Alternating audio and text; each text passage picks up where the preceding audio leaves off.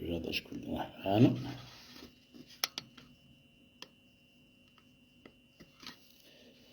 بسم الله الرحمن الرحيم، والصلاة والسلام على أشرف المرسلين.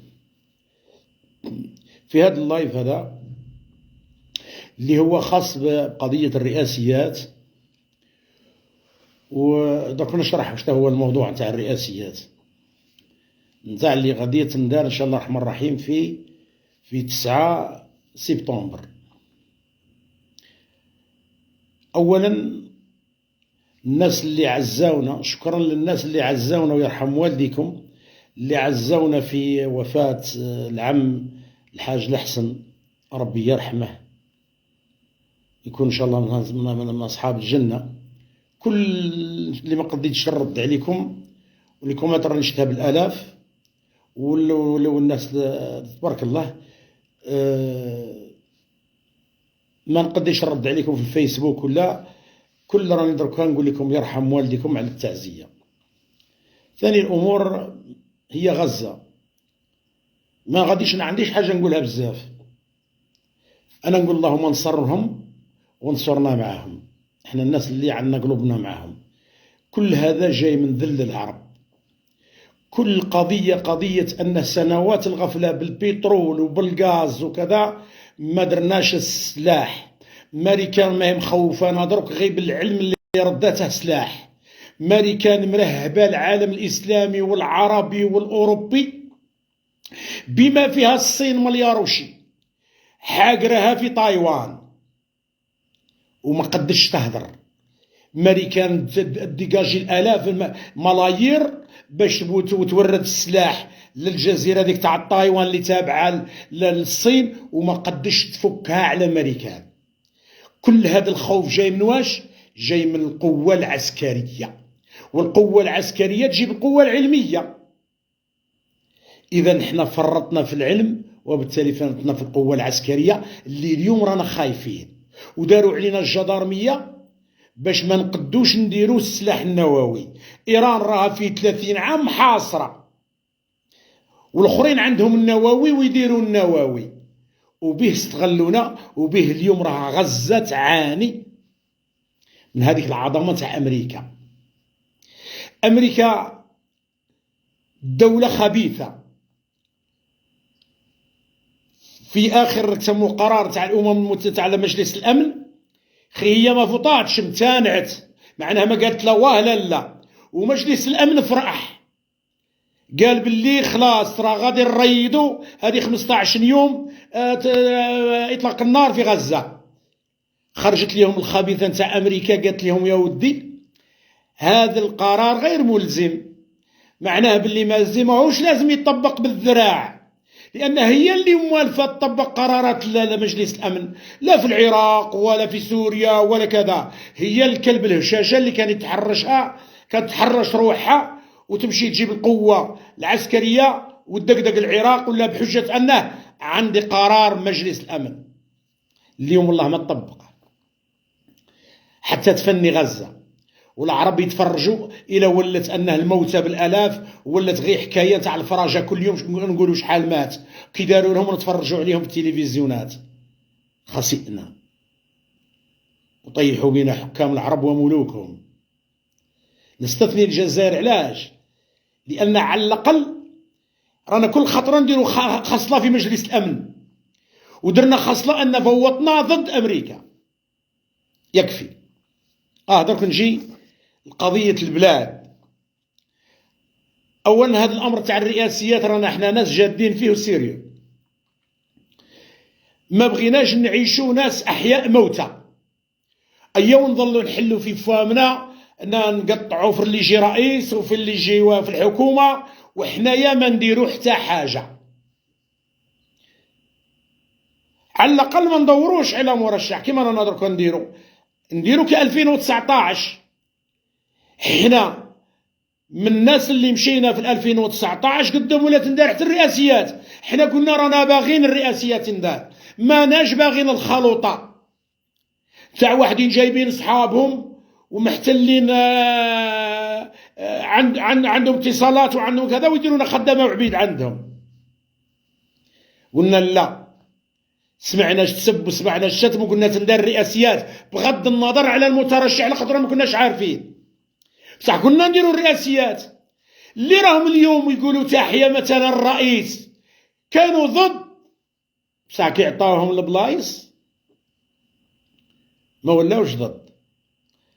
حنا ما كناش ضد، حنا كنا مع الرئاسيات تندار، هادو كانوا ضد اجراء الرئاسيات.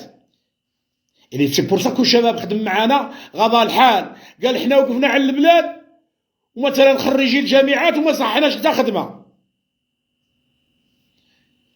ولكن درنا مشينا بعيد بالالاف، كنا الله اعلم 11000 حسب السونداج والناس اللي معانا، لان كنا مأطرينها في الولايات وانقسمنا على حسب على 3 تاع المترشحين اللي كانوا مترشحين في ذاك.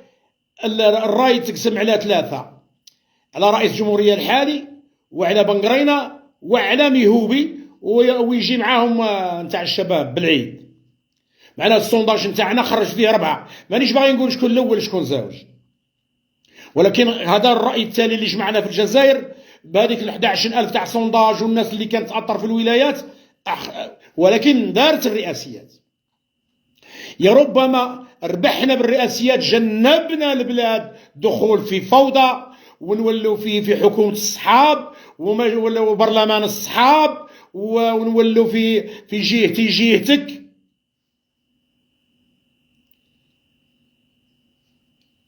قلنا لا، امشينا في الرئاسيات، ندار اللي ندار اريفون على سو بوان. غادي تتجدد. انا ادعو كاع ابناء الوطن اللي يغيروا على بلادهم نديروا هذا السونداج، واللي عنده باغي يترشح هو الروحه يتفضل، واللي باغي يدافع على مرشح يتفضل، بغى من الاحزاب ولا من المنظمات ولا كذا، بما فيها رئيس الجمهوريه الحالي. حنا ما نقصوا حتى واحد ولا انصاره، ربي ما يبغيش. الا هي القضيه في الجزائر تتعمم على كلش نديروا لها الدراسه ونشوفوا واش راكم تقولوا. القوه الحيه سمتنا هذه المبادره امل القوه الحيه. القوه الحيه يقدر يكونوا 7، يقدروا يكونوا مليار. ما تقدرش تقول يا ودي تسموا روحكم مثلا مبادره القوه الحيه انتم غير 4 تاع الناس. 4 تاع الناس خير من القاعدين كما قال ربي، قاعدين في الخوالف. 4 يقدروا يكونوا امه. في نهار اللي ناضت في مصر خي عندها 90 مليون، 2 ملايين في الشارع غيرت وضع مصر، و88 راكده. يسموها القوه الحيه. ولكن تفهموا زين، احنا عندنا شرط، اللي ما يمشيش معنا بالثوابت الوطنيه خاطينا خاطيه، واللي مثلا عنده مشكل باش يضر الوطن خاطينا خاطيه. راني واضح. نمشوا مع اللي يامنوا بالثوابت الوطنيه ويبغوا الوطن، ونقولوا راينا. ما كانش اللي يدير علينا العسه وما راه معنا حتى اعاز من واحد. راني واضح معكم في الهضره، الى درجه غدوه نتلاقاو انا وياكم عند ربي. حتى في 2019 ما كانش واحد من الامن اللي هضر معايا، اللي انا اللي كنت نقود المبادره. وحود من جماعتي من الولايات كانوا يسولوا لهم راكم ماشي للجزائر، قال عندنا اجتماع. كان يفرق بيننا وبين القوه الامنيه هو قضيه الوطن. مادام احنا ما نضروش الوطن وما نسبوا لا فلان ولا فلانه، ولكن ننتقدوا وضع البلاد، ننتقدوه ونقولوا الحلول، بصح ما نخلطوش في الوطن. ما نخلطوش في الوطن ولو هذه ما نمشوش فيها. بصح عندنا الكوراج باش نقولوا لاي مسؤول راك غلط، ما نخافوش منها. اذا راكم تشهدوا عليا الامن، انا عمرها ما دار لي لونكات في قضيه سموه بكنا نديروا حالة الازمه. ولا عندك اللي ضرتنا الحكومه، رئيس الحكومه ووزير الداخليه بلع علينا في الولايات. علاش؟ غاضتهم الكلمه كي درنا حالة الازمه في عين الصفراء، في عقد عين الصفراء درنا البند العاشر رحيل الحكومه.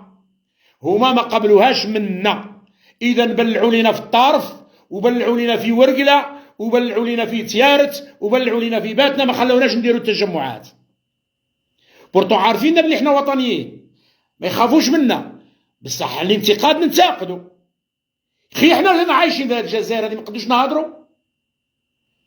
نقدروا نقولوا راينا كيما هذا الراي اللي ماشيين فيه، راه نقولوا رواحوا يا ودي، رواحوا قولوا رايكم، رواحوا نجمعوا شكون اللي راكم تشوفوا رئيس الجمهوريه،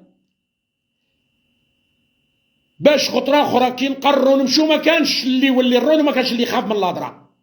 وامركم شورى بينكم. نمشي لكم ابعد، اذا خرج اللي يخرج حنا ملزمين بتطبيق قراراتنا، نعطوه الاصوات ونديروا له الحمله، وما حموناش طامعين في المناصب، الا انني نقول يمكن اذا كانت معنا كفاءات واللي نمشوا معاه دا الكرسي، حنا ما نقولهاش خدم كاع قال لي جي تخدمه، الكفاءات معناه الطوب اللي عندنا ناس كبار معنا في العلم وينفعوا البلاد ويجيبوا قيمه مضافه، لو هادي ما تخليهمش برا وتجيبوا الغاشي اللي ما عنده حتى باكاج ويعرفوا يصفق. اني واضح. ونزيد نهضر مع الناس اللي رانا باغيين نأطر انا وياكم هذه القضيه هذه. انا ما نستغباكم، ما نستنعجكم، انتم احرار في رايكم، واللي شاك باللي رانا غير نزعقوا ما يجيناش، واللي يتكلف معانا لازم يكون انسان جد، لان قضيه وطنيه. ونزيدكم انا ثاني، انا السعداوي مانيش نخدم بيكم، ما راني لا نزرب ولا نوجد ولا والو، راني نقول لكم ديروا الكفاءات وديروا تصوراتكم. انا خي قلت لكم نهضروا حتى على الناس اللي في الحزاب، ونهضروا على الناس في المنظمات والشخصيات الوطنيه، والناس ماناش عارفينهم، يمكن يجوا جداد اللي جا من الماريكان ولا يدبر راسه، بما فيها الرئيس الحالي. هذو كاع نناقشوهم ونشوفوا الاغلبيه لمن ماشيه. الشكر موصول لكل الناس اللي باغيين يأطروا العمليه في الجزائر، ولاد الرجال. وانا نقول لكم كل واحد تكلف معنا بالمهمه، لازم يكون جزائري مخلص وراجل ويوفر الوقت لهذه العمليه. حنا هذا السونداج جاني نديرو كاع شهر ونص، ونفصلوا فيه شهر ونص، كاع اقصاها شهرين، ونديروا تجمعات على المناطق اللي رانا معينينهم، ومن بعد نديروا اجتماع وطني نحسموا فيه الموضوع، ونحلوا بالمناسبه هادو المشرفين العامين اللي راهم معينين غادي نقول سماواتهم ضرب باش الناس تعرف تتصل بهم، غادي نمد حتى التليفونات تاعهم، يأطروا العمليه ويقوموا بالواجب. هادو اللي يسموهم انا المشرف العام. كاين المشرف كل عنده 5 ولايات وهو يعين، ولا حنا نعينوا معاه مساعدين ومسؤولين على مستوى الولايات، بصح نديروا قسمنا الجزائر على مناطق صغيره باش يقدر لينا نديروا لقاءات. ما نقدروش نديروا فيه 58 ولايات منتدبه، ما نقدرش. مثلا انا ما نقدرش ندير كاع حد العالم هذا، تسماني نولي كالرحاله بن بطوطه ندير 7 سنين باش نكمل. قسمناها مناطق، 3 ولايات 4 ولايات 3 ولايات 4 ولايات، وفيها اشخاص قائمه، والاشخاص اللي يسموهم هذا المشرف العام هو ثاني معاه مشرفين على مستوى الولايات، يتصلوا بهم الناس اللي باغي يسقسي على القضيه ولا باغي يترشح ولا عنده مترشح، يتصل بالناس اللي رانا معينينهم في المناطق والولايات، يتصلوا بهم. مثلا تتصل بواحد في تندوف، مثل الممثل تاع تندوف، قالوا دينا انا باغي نترشح، يسجلك بالمعلومات تاعنا كامله. نهار نبغوا نعقدوا الامر تاع الشورى في ذاك المنطقه تاع الاجتماع، نعيطوا لهاد الناس اللي عندهم الرغبه، اما يدافعوا على مرشح، اما هما مترشحين، نتلاقاو ونجمعوها، تالي حنفصلوا في الموضوع. اذا العمليه جاده. بالنسبه لقضيه الامن، فيهم اللي يتخوف يقول لك ما نقدروش نديروا لقاءات. خي الناس راه دير لقاءات في الديار، على كاش الامن طلع علينا، رانا نديروا في الديار كاع في الجزائر حتى في ماريكان داروا. بصح وين راه المشكل؟ اذا دير اجتماع ضد البلاد، هذا الامن معطي له انه يدخل دارك ويفتش لك دارك. بصح اذا كنت باغي بالبلاد وتهضر على البلاد، ورانا نقولوا علنا باللي رانا ماشيين لحمله سونداج وطنيه، ورانا دايرين تأطير في 48 ولايه زائد الولايات المنتدبه، هاني نقولها علنا. وراني نقول باللي اللي ما يامنش بالثوابت الوطنيه ماهوش وطني، خاطينا خاطيه ورايا يشد عنده. وراني نقول للناس ماني لا نستغباكم ولا نستنعشكم، وانا النائب السعداوي سليمان السابق اللي راني ماشي مع الجماعه في تعطير هذه القضيه، ما راني لا باغي نخدم بكم ولا والو. انا باغي نمشي مع الراي، انا مانيش مقدم روحي قال ودي بالك ندير لكم باش ندوخكم. والاغلبيه اللي نهضروا معاهم ناس خريجي جامعات وناس معاهم شايفين. اذا ما يمكنش اليوم نستقبل اي واحد، ولا الناس اللي معايا ما تفشلوش بالهضره، لان غادي يديروا حمله ضدنا يطيحوا لكم ويسبوكم ويقدروا يقولوا لكم هذا السعداوي راه يخدم بيكم مثلا، ولا هذا السعداوي دايريناه ينبغي راه في راسه حاجه وراه باغي يمشي. وعلاش قلت راني واضح؟ علاش انا ما بغيتش نمشي لهذه وقلت باللي حتى انصار الرئيس موجودين باش نوضح كلش. كاين وحدين الناس اللي قالوا لي ودي احنا كنا بالك مالي، قلت روح ودافع على رايك، روح ودافع على مرشح تاعك اذا ترشح. وانا نقول لكم الرئيس اللي يديها بجداره وبغيان الشعب وباغلبيه ساحقه باش حتى واحد ما يحل فمه، نزاهه. انا كون نبغي ندير الرئيس، كون ما نديهاش بنزاهه كان نمشي نتكرفص. انا ماشيش نتكرفص مع اصحاب الفيسبوك اللي باتوا الى 4 تاع الصباح يصبح راقد ودير عليه ما عندهاش حتى الكارطه تاع الفوت، ولكن نساهم في قضيه البلاد، لان انا من الناس اللي يحلوا فامهم. نحل فام خص ندير النقد، ما نقعدش في الفيسبوك ونهضر في التراريس قال علاه داروا لنا، البلاد خلات، البلاد دارت، الاسعار طارت فرد. تقولوا لي كاين تصوير ما يخطيش حتى في امريكان. قال له واحد اودي في ماتش، قال له احنا يظل كل يوم الاربيت يغش فينا. قال لهم واحد البيب، قال لهم مركوا البنوت بزاف حتى كون يغشكم تولوا رابحين، نتوما ما تمركوش وتحصلوا في الاربيت. قال خسرنا 1-0 والاربيت سبابنا. يا عمر الشبكه وما تديهاش في الاربيت، يغش لا بغا يغش. بحال على واش نهضر في الانتخابات. وعلاش دي خاطر قلنا بارتيسيبو حتى في الفوت، واللي روحوا حطموا اللي ماكش باغينه، فوطي باش تحطم اللي ما راكش باغيه، لانه من بعد ما تفوتيش ويطلع اللي ماكش باغيه ما عندكش الحق تهضر، ما عندكش. على الاقل يبان شحال نصيبك من نصيب الناس. بصح كي تقعد في لابستري في الهبال في الخيال ونقعدوا نهضروا ما بارتيسيبيناش. قال يا ودي كان التصوير، يا ودي التصوير انا كنت نترشح في الرئاسيه ما فوت عليا لا الوالي ولا الجيش انا. وكاين اللي يغش لك الصناديق غير بنادم سامبل شعبي ماهوش رئيس الجمهوريه اللي يغش، يا شعبي سامبل يبغي يزيد مع ابن عمه يكون في الصندوق يعمر الصندوق لابن عمه. شعبي سامبل خارج من الصناديق يترافيكي وما قالت له لا الدوله لا والو، يترافيكي ضدك بالعروشيه وبغيرها ولا بالكره. وكاين ناس من السلطه اللي ساهموا في التصوير وناس من الامن ساهموا في التصوير. انا ما نكذبش، غدوه نديش غير شبر عند ربي، ما ندي غير شبر. اذا احنا من الناس اللي حتى احنا باغيين نحافظوا على الوطن. وانا اللي راني نقود المبادره وهذا الكلام راني باغي نقولها للامن.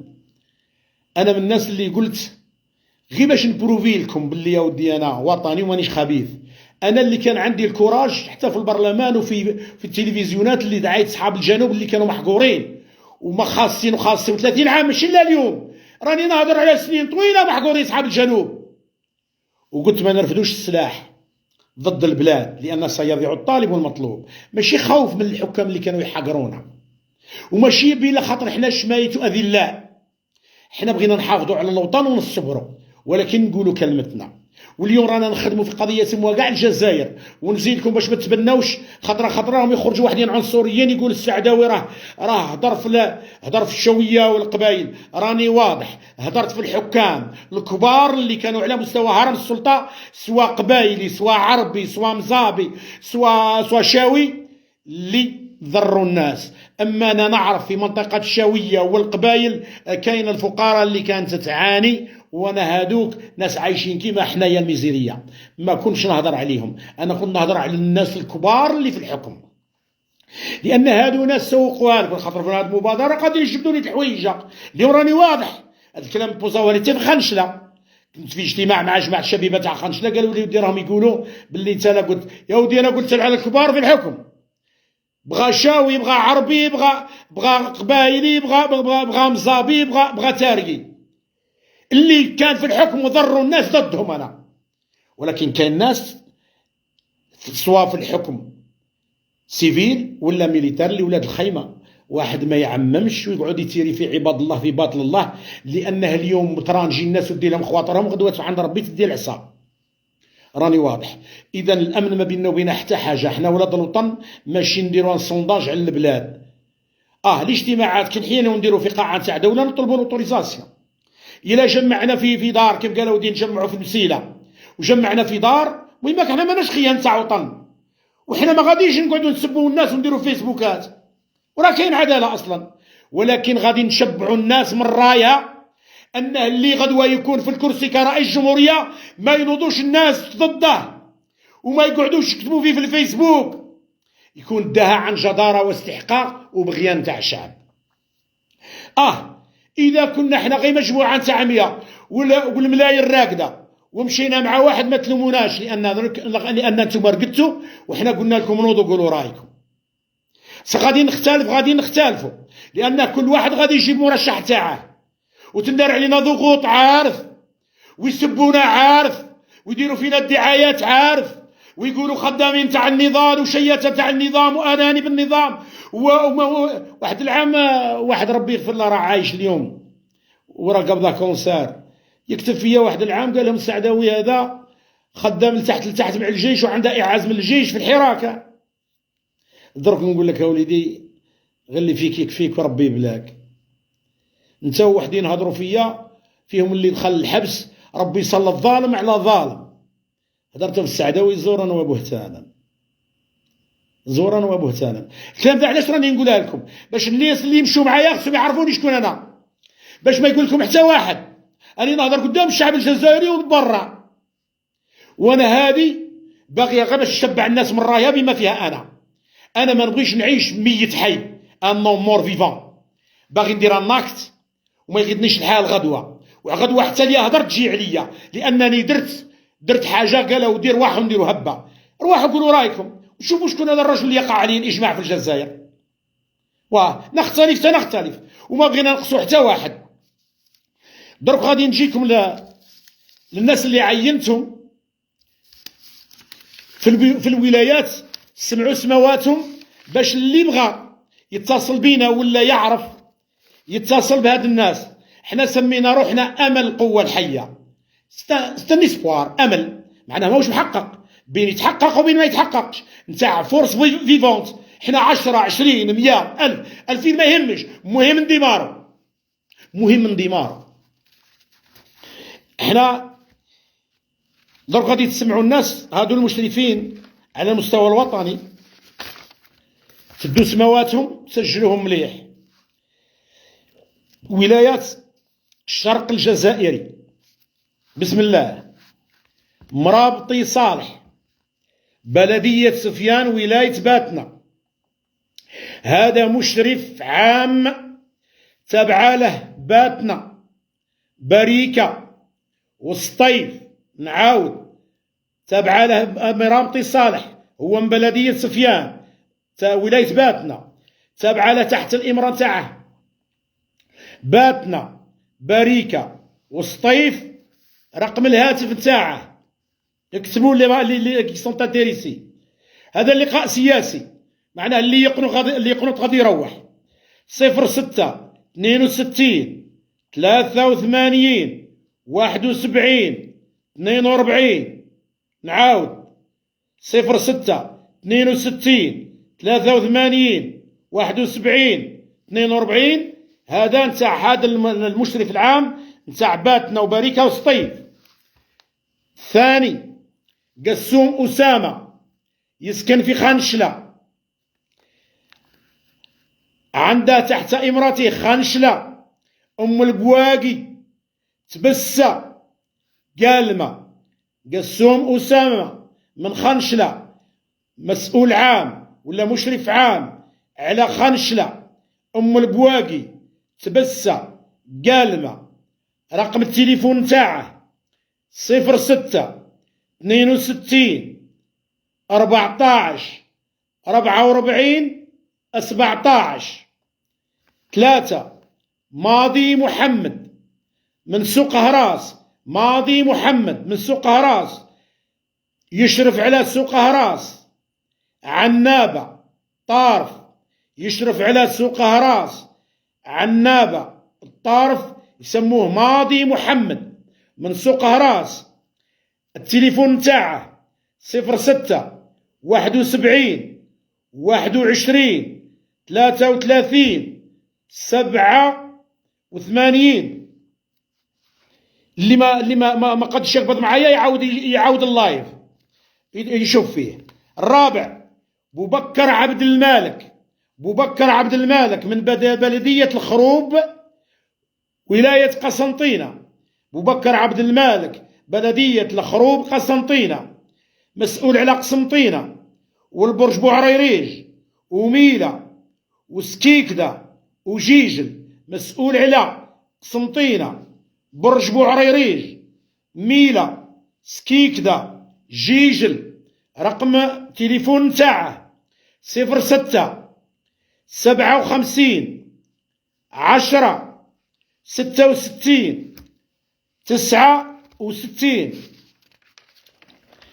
ولاية الوسط والهضاب العليا. بنقوية عيسى. بنقوية عيسى من ولاد فايت العاصمة. من ولاد فايت العاصمة، يشرف على الجزائر العاصمة. تيزي وزو، بجاية وبومرداس، يشرف على الجزائر العاصمة. تيزي وزو وبجاية وبومرداس. رقم الهاتف نتاع بنقوية عيسى 06 61 32 38 69. زوج عاقب حسين من الشلف. عاقب حسين من الشلف، يشرف على الشلف، غليزان، تيارت، تيسمسيلت. هذا دوك نعاود نعطيكم سميته، ما عرفش على حيته عاقب، مش عارف انا نسيته. عاقب يا ربي يا ربي يا ربي يا ربي. عاقب حسين عنده 06 99 68 33 77. نعاود، حسين عاقب عنده 06 99 68 33 77. يشرف على غليزان، الشلف، تيارت، تيسمسيلت. مخاطري طاهر. مخاطري طاهر من المدية، يشرف على المدية، بليدة، بويرة، عين الدفلة. نعاود، يشرف على المدية، بليدة، بويرة، عين الدفلة. الرقم الهاتف نتاعه 05 55 04 46 47. الرابع بوشنبا وليد. بوشنبا وليد من المسيلة، يشرف على المسيلة وبوسعادة والجلفة. يشرف على المسيلة وبوسعادة والجلفة. الرقم 06 71 87 93 56. 5 الرقيبي بن تامر. الرقيبي بن تامر هو من زلفانة، ولاية غرداية، يشرف على غرداية والمنيعة والغواط. يشرف على غرداية والمنيعة والغواط. رقم الهاتف 06 60 94 50 68.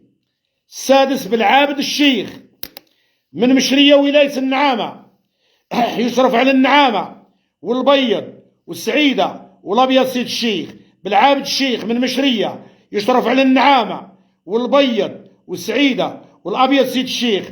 رقم الهاتف 06 62 13 87 69. ولايات الجنوب ولاية الجنوب المشرفين العامون وليد تريعة، وليد تريعة من بسكرة يشرف على بسكرة، ولاد جلال، واد سوف والمغير. وليد تريعة يشرف على بسكرة، ولاد جلال، واد سوف والمغير.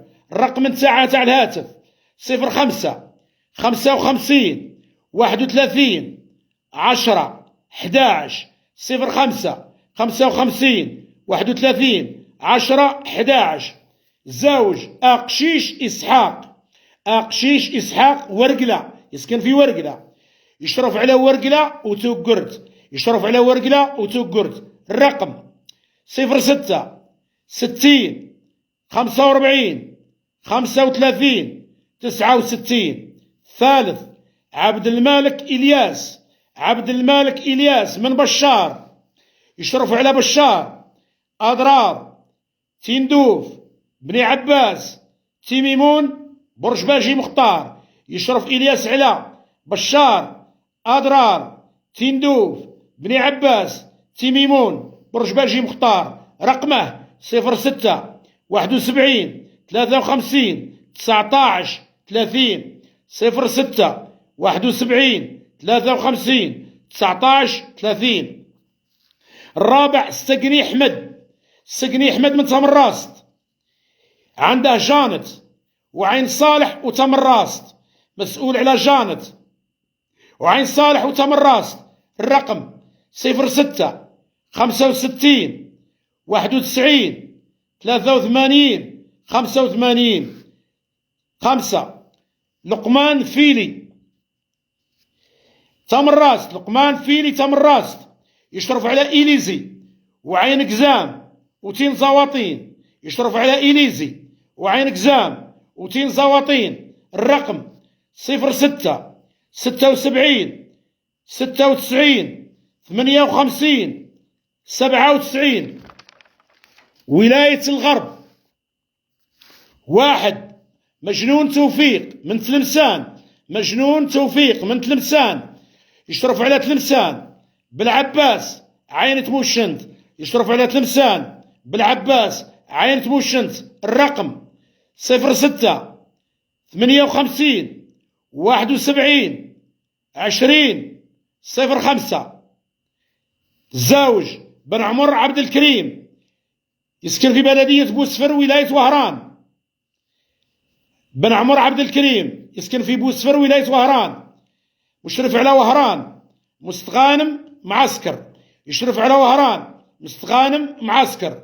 الرقم 07 94 91 34 20. 07 94 91 34 20. كملت. هادو باش ما تعاودوش تعيطوا لي وتقولوا تقولوا لي شكون يمثل المنطقه الفلانيه، راني عطيتهم شكون هما والارقام تاعهم، اتصلوا معاهم. اللي غير باغي يستفسر واللي باغي يترشح ولا اللي باغي يدافع على مترشح، هادو هما اللي قيدوكم باش نديروا في كل منطقه نديروا ديرينيو باش نشوفوا شكون هذيك المجموعه تاع ديك الولايات الميل اللي من راه ماشي. بيان سير فيها انديفا. وهادو المشرفين العامين، هادو الولايات اللي معاهم، اللي عندها مثلا 5 ولايات، يعين معاه مسؤولين ولائيين، وحنا رانا مخلينها للناس اللي باغيه محض ارادتها. مثلا اللي يمثل بشار عنده 6 ولايات، يقدر يعيط له واحد من اضرار ولا يعيط لنا يقول لنا انا باغي نمثل اضرار، معناه بلي الناس اللي باغا تسقسي في اضرار سقسيني انا. وماذا بكم ديروا الاعلانات هذه في صفحاتكم، خرجوا للعلن، ما تقعدوش قاعدين في دياركم. اللي يحشم بالامر هذا تاع الوطن يقعد في داره، ما لا خالصين عليها، ولكن خدمه للوطن وخدمه لرواحنا. اصلا حنا ماناش باغيين نعيشوا نهضروا بصح ما نديروا والو، على الاقل نقولوا راينا، حتى اللي ما نديرش راينا ما يغيدناش الحال. مهم قلنا كلمتنا، مهم قلنا كلمتنا، وحنا لازم نحركوا المجتمع في الخير والحفاظ على الوطن. راني متفاهم زين باش ما تحصلوش فيا، راني نقول اللي ما يمشيش في الثوابت يخطينا، اللي يخلط الوطن يخطي، بصح اللي عنده الانتقاد البناء مروحوا به. اخي نتوما شكون غيظكم؟ شكون اللي غيضاع الحال في الجزائر؟ كاين غير رئيس الجمهوريه الحال اللي غيضاع الحال. قال لك قول رايك بصح ما تسبنيش. اخي قالها لكم، قالها كاع الجزائر. حنا نمشيو بهذا الطرح.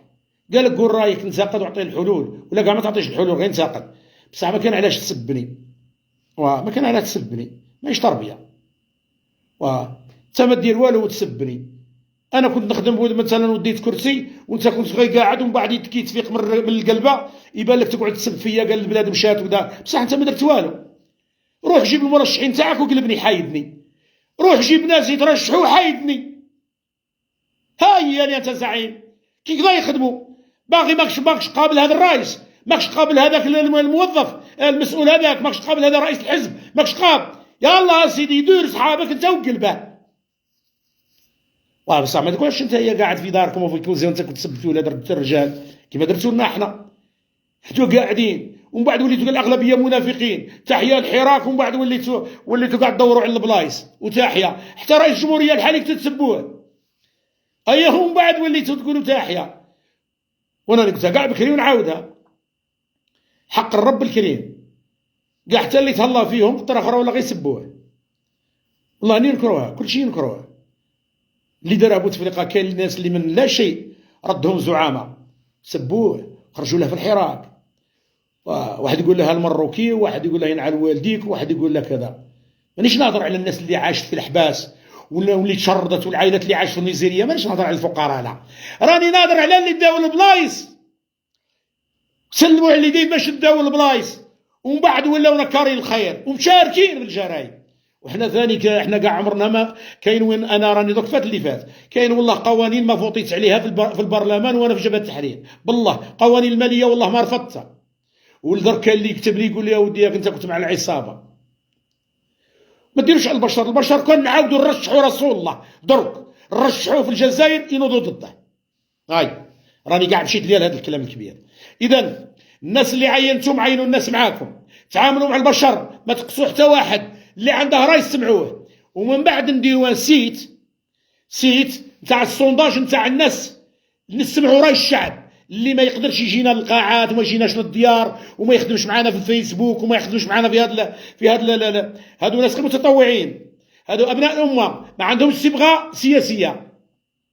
لم الشمل اللي حنا نسمدوه هذا غير جزء، ماهوش هو الكل.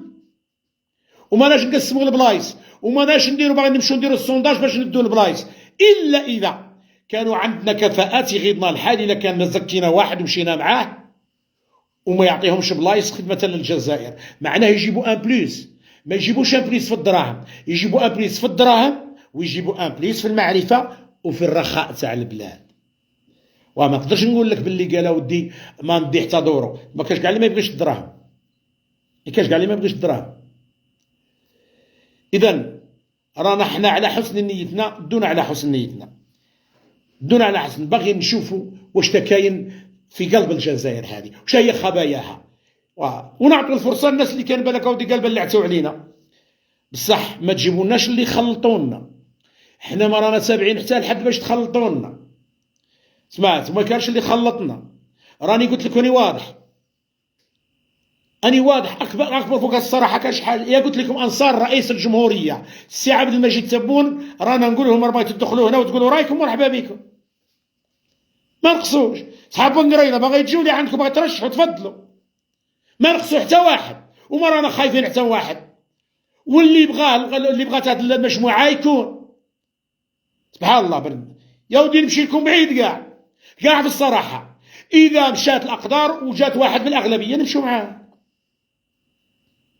ني عارف بلي نختلفوا على 3 ولا 4، ولكن غادي يكون واحد 1 2 3 كون يفوت غير بصوت. إذا خدمة للبلاد والجزائر. ونعاود نرجع لقوة الأمن. في 2019 ما ضايقوناش الأمن إلى درجة أن الطار في الليل اللي لغى لنا الاجتماع الوحدة تاع الليل الخميس في الليل وحنا الجمعة نديروا تجمع في الطارف، هو وزير الأول والوزير الأول ووزير الداخلية. ماشي الأمن، ماشي الأمن. الأمن قال هذه المجموعة وطنية بوان نقطة. الآخرين ما قبلوش.